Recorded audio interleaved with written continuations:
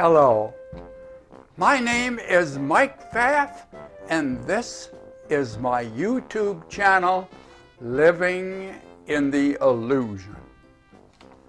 Now, on our board here, we have our model that we used for the last video. And I'll reference that video up here in the corner. And we'll have a short review as we move into our next video. So this is what we talked about last time. And do take a look at that video. It'll give you some background in how we move forward in our adventure in the illusion. Now, our subject last time was this. Now you see it. Now you don't. And we were talking about the present now moment and the now plane that goes through the universe. The now plane, because everything happens in the now moment. Nothing happens in the past. Nothing happens in the future. And here's another thing. There is nothing in the future, and there is nothing in the past. So I've stopped drawing the arrow of time through our present moment. And as I thought about it, I thought, well, maybe I should change the title. I'm not gonna, but if I do it again, talking about the present moment and the present plane, I'll change the topic because you always see and only see the present moment. It is very thin. It is very thin indeed, and infinitely thin. And everything physical that you think of as physical has to be in the present plane of now and in the present moment. And as I was thinking about that, now I add it to my little diagram, and down here I have a sword. Now, I drew it in the present plane because I want to talk about it a bit. There was several years ago in New Jersey, I think, in the beach in New Jersey, they found a Viking sword. And they said, oh, this sword was in the past. There is no past. The sword that they found is in the present moment. The sword they found under the sand was always in the present moment. And this is very difficult because there's very difficult to understand with our egoic belief system, because we believe there is a past and we believe there is a future. And to come to the understanding that there is only now, and everything must be in the present now moment. And that sword that they said was from the 13th century, I think, was always in the present moment. When they dug it up and they found it, it was in present moment. It was always in the present moment.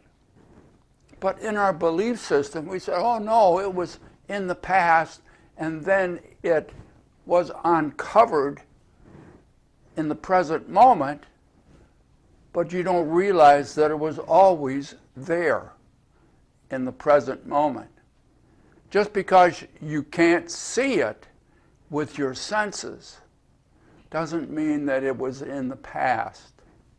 And I threw down the gauntlet thinking about swords, threw down the gauntlet and said, put something real in the past. Put something real in the past. Take a picture of it. Put it on Facebook. Or you. Jump into the past. And the harder you try, the more you'll find out you can only be in the present moment, as everything must be in the present moment. Oh, that was very interesting. Of course, it flies in the face of the egoic belief system. So some of you are going to think, that guy's crazy. He don't know what he's talking about. Of course there's a past. We can go to the past and visit. Of course there's things in the future. We can have science fiction, and there'll be real things in the future. There's nothing there. Everything is here in the present moment. It's an illusion to believe there's a past or a future. And now our next adventure. And this is our subject for today. And let me read it off of my board here. Startling. You see what you want. You see what you want. Now, that's the title, but I added here, where see, where we think it, see is a sense. And basically, you experience with the senses what you want. You experience with the senses what you want. Now, I've got some things on the board here. So let me go through and kind of explain it, bring you up to date on this. Over here, we have everything. We have the infinite field of everything, which is energy or consciousness, because that's primary. And this energy is primary, and it's out of this energy that we develop the world that we think we have. Now, how do we do that? We do that through our 5 senses. And the 5 senses take in information and convert it into electrical signals. Now, that's important because you believe in the egoic world. Well, my senses tell me. My eyes tell me what's outside. My nose tells me what I smell in this room. Your senses don't tell you anything. Your ears don't tell you anything. They only convert information from the infinite field into electrical impulses. And you take those impulses and you send them into the body. They don't go where you're talking, where your conscious mind is, where you can say, well, I know what I see. You don't see with your eyes or smell with your nose or touch with your hand or taste with your tongue or smell with your nose. You don't do that. But we believe we do because this process that we're going to talk about operates so quickly. Now, I have over here the body. You see, I put a little box and put legs on it and arms and a couple of eyes and a smile. But it's basically a black box. Much is going on inside this black box. And the brain is part of the body. And we have a tendency to think of the brain as something, and it's magnificent, but it is a body part. And it functions within the holistic process of the whole body. Now, the thing that we have outside here, outside of the body, the senses are in the body, but the information from the senses doesn't go directly to the body. The information goes to that part called the brain. But there's another part called the mind. And the mind is a little bit different from the brain, and that's problematic in a lot of understandings of the body. And of course, that gets us into the body-mind connection, which is magnificent on itself. Now, but let us go into this black box. We're taking in information, and we are doing stuff in this black box, and then the information that comes from this inside processing determines how the body is going to respond to this outside energy or outside environment. Recognize that the body does not sense in any way the outside information except as electrical impulses. And those electrical impulses, when they go to the body, need to be interpreted. Now, how do you interpret that information? Because out here is infinite everything. And your senses, magnificent instruments, are taking in copious, that means a lot, copious information, most of which you don't need. Why don't you need it? You have no reference to it. You have no information about most of the information that comes from this infinite field. Why? It's infinite. So it has everything in it. Everything. You don't need everything to operate in here. This process can't handle everything. Magnificent as the brain is, and they say you got a lot of connections in it and everything, it still does not have enough connections to handle everything that comes from the outside infinite energy system, because the brain, the body functions are finite.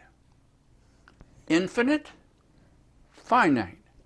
So you have to decide what information you're going to keep, what is important for you. And that information is your experience. Now, in here is all your processing. Now, to know that, to know your life experiences, those are memories. And how many times have I said, where are the memories? And there are good ideas, good understandings, good concepts of where memories are, how they're used, how they're formed, how they're recalled, how they are restored, all kinds of stuff. But they have feet of clay. The most common right now concept of where memories are is called memory consolidation.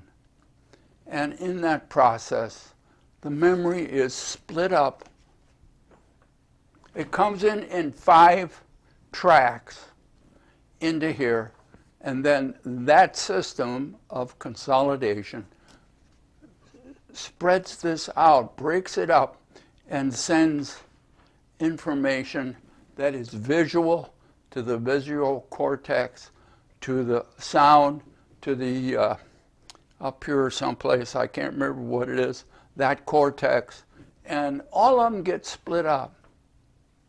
And then when you want to remember, boom, like that, they all come back together wherever they are, which we don't know.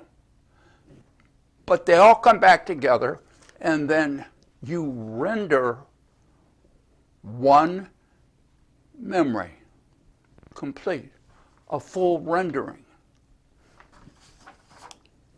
So that's why, and it gets very magnificent when you begin to look at that and understand what they're trying to say.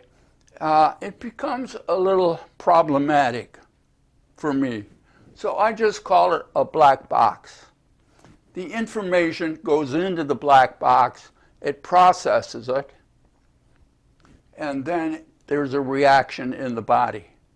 So you have input data, and you have processing, and you have an output reaction. So it's a system. And so that deeper part of this, I call it a black box. A lot of interesting ideas,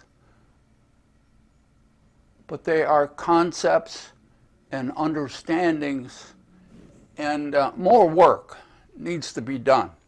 Now, how do you filter this information to develop meaningful for you information to develop your rendering of what you believe is outside you?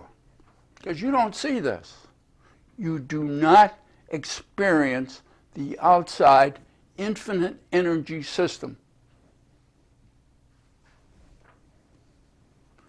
You only make a best guess. A best guess. So in the description, I put down a lot of information about how the 5 senses are give you electrical impulses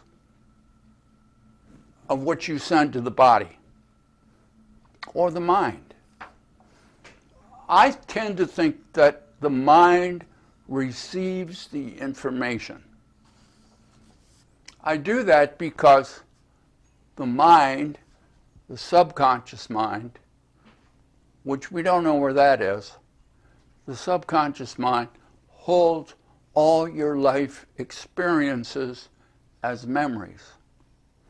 And those memories are used as the filtering system to determine this information, which part of it is important for you. And that high-graded data then is used to construct or render your world with all its objects. See, out here is only energy. In here are objects. Now, so do look at the description. It will give you some background in how the senses are converted into electrical energy. Now, let us look at A Course in Miracles. And let us take and you'll see it up here. So here's what the Course says. This is in accordance with perception's fundamental law. You see what you believe is there, and you believe it is there because you want it there. You see what you believe is. If you don't believe it, you're not going to see it. Try to see something that you believe is not there. You can't do it. Now try to see something that you believe is there. Now you will find evidence. You will find here and there and other places, you'll find evidence, and you'll put them together and you'll develop a rendering of what you believe is there. Beliefs are so powerful. We had another video on that, I think, on how powerful beliefs are, and I'll try to reference it. So, the course, this is according to perception's fundamental law. Perception. You see what you believe is there, and you believe it's there because you want it there. You see what you want to see, to touch, to feel, to taste. You see what you want because you want it there. Well, this is very strange. Now, here's the thing, and I stated before, and I'll put it up here and we'll state it again. The truth is not important. The truth isn't important. How the mind brings this information into making your world. That's not important. But what you believe the process is, scientific process for most, what you believe the process is, that's very important. So the truth is not important, but what you believe is true. That's important. Doesn't matter if it's true or not. And if you believe it's there, you're going to see it. So even though it's not there the way you think it is, if you believe it's there, you're going to see it. Oh, why? This is an illusion. You are living in an illusion, and nothing is what you think it is. This is very difficult to begin to understand that you're creating the whole thing through your belief system. And as your belief system changes, and it can, and it will, if you listen to this channel, you will begin developing a new world.